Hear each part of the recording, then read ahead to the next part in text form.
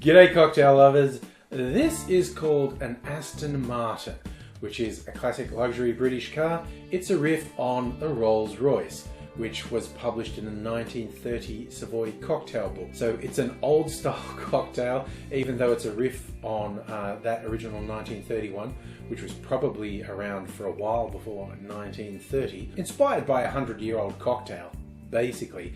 So this is a very boozy number, although it's sherries and liqueur and an old Tom gin. So it's comparatively low alcohol when I say it's boozy, because even the old Tom gin, that tends to be lower alcohol content than most gins.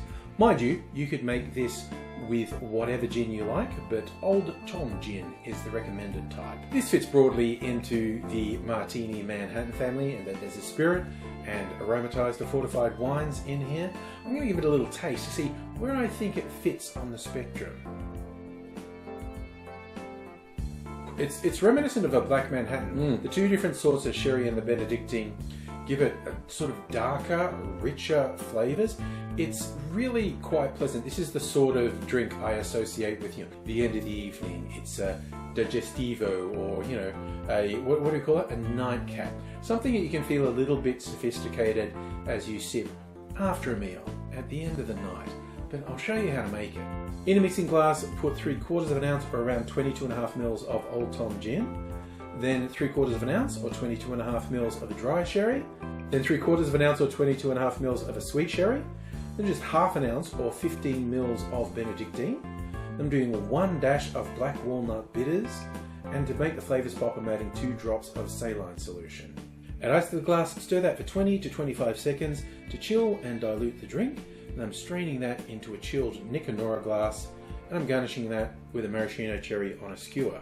The black walnut bitters was a bit of a risky choice on my part. This is a very strongly flavoured bitter. I say that in a good way, but it can take over a drink very easily. The recipe I saw said Boker's bitters or another sort of aromatic bitters, which this falls into that family, but on the stronger flavoured end of the spectrum.